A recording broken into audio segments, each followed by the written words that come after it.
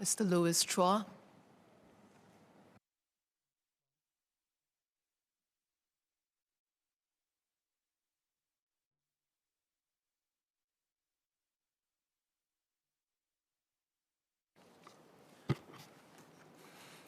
Madam Deputy Speaker, home is where the heart is. And at the heart of our public housing estates are our heartland retailers and hawker centres which play an integral role in our lives throughout one's life stages.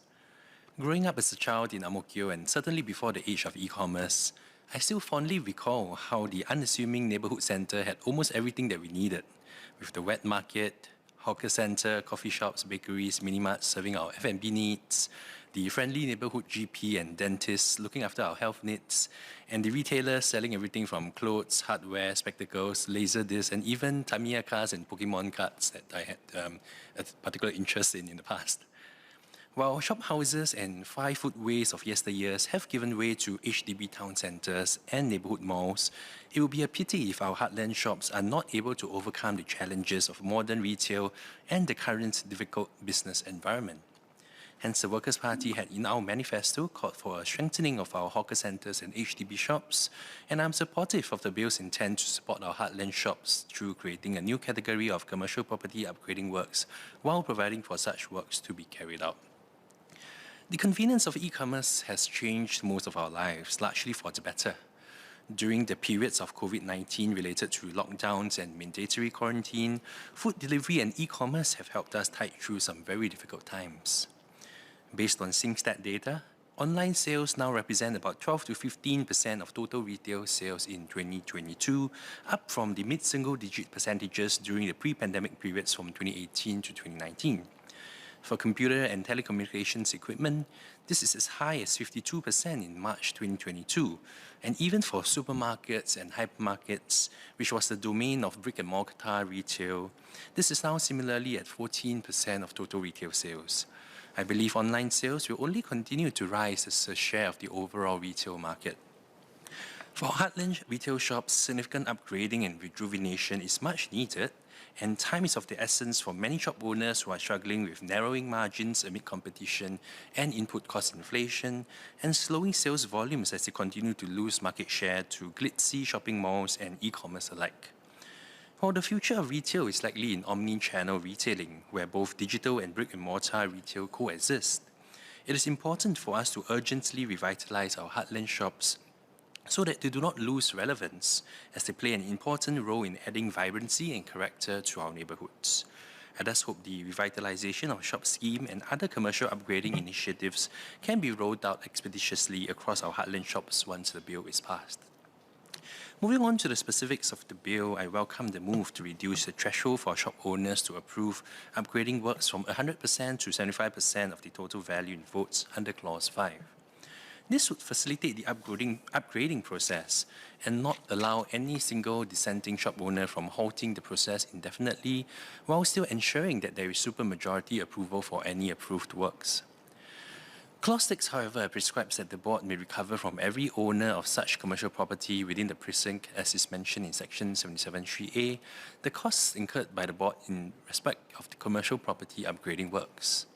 Any upgrading works will necessarily benefit our heartland shops directly and indirectly, as it is the clear intention of the ROS and related schemes. Even for heartland shop units which are directly owned, common areas are under the ownership of the HDB. It follows logically that any capital expenditure incurred on common areas should be the responsibility of the HDB as well. This is similar to retail malls owned by commercial landlords who may undertake upgrading works and asset enhancement initiatives or AEIs to ensure that the mall is in good condition and continues to be attractive to shoppers. I take Minister's point that the government is studying the possibility of reducing the level of co-payment for upgrading costs by shop owners. However, I do hope the government can review this issue and consider if there really needs to be a co-payment element at all. More broadly, I wish to share several points of consideration to better support our heartland shops. The first is the proactive curation of the tenant mix or trade mix. I note changes to the price quality method tenders for HDB shops which will apply to new tenders starting in 1H23, where the weightage for the business concept and affordability criteria will be raised from the current 25 to 30% to 35 to 45%. The lower emphasis on pricing is a welcome move, given the importance of the affordability of goods and services and types of trades offered. Beyond the specifics relating to each tender's design and layout, affordability, productivity, I hope the higher level curation of trade mix for each area can be conducted on a more proactive basis to ensure the optimal share of each trade category via increasing or reducing the number of similar shops. For example, while F&B is the most relevant to our daily needs, there should be a conscious effort to ensure that less popular trades such as a dental clinic or even a veterinary clinic can be found within each neighborhood. Related to the point about proactive curation of tenant mix is the push for digitalization. With residents conditioned to the scanning of QR codes because of COVID, it is heartening to hear that today 93% of heartland merchants have gone digital in the form of accepting e-payments. To take it one step further, I wonder if additional support can be provided to our heartland shops to adopt digital point of sale systems. This could further enhance our heartland shops' store productivity and enable them to better manage their finances. Should there also be consent provided, sales information on an aggregated basis could also be studied by the HDB to provide for a data-driven approach to curating the appropriate trade mix for any particular precinct. On the customers front, I recently downloaded the Shopper Link app, but frankly did not find it very useful. Search for bubble tea, for example, Singaporeans' favorite drink, did not really throw out any results, even though we know that there are many of such shops in the heartlands. Moreover, the coverage only appears to be that of HDB malls rather than the large pool of heartland shops across our town centres and neighbourhood centres.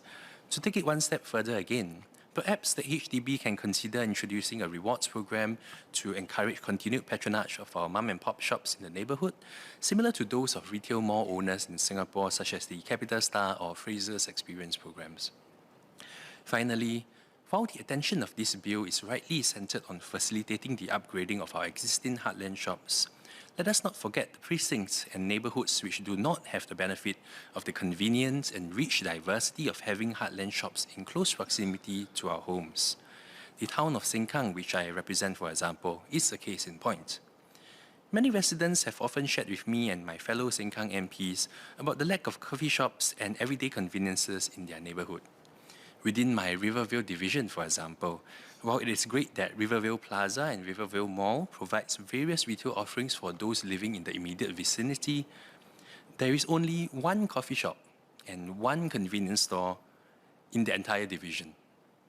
For the elderly or for those who are less mobile, having a meal or buying groceries can be quite a troublesome affair, requiring the use of public or private transport. If my childhood was spent living in present-day Sengkang, for example, compared to Ang Mo Kio where I had lived, I wouldn't have been able to, say, buy lunch for myself. I would thus like to urge the HDB to also look at neighbourhoods or precincts such as Sengkang which are currently underserved. The Workers' Party has called for a revival of convenience and coffee shops where the HDB should allocate a portion of void deck space to provide for at least one coffee shop for every 2 precincts. Or perhaps we could also consider repurposing certain parts of our MSCPs which are underutilized to allow for commercial spaces, even if not for coffee shops. And to take it one step further again, the HDB could even offer low-rent commercial spaces allocated by ballot to stimulate micro-businesses, social enterprise and entrepreneurship in our heartlands. Coffee shops and convenience shops are community spaces that allow residents to meet their everyday needs and foster ties with their neighbours while also being an integral part of our heartland culture and should be more actively promoted. Notwithstanding my clarifications and suggestions, I support the bill.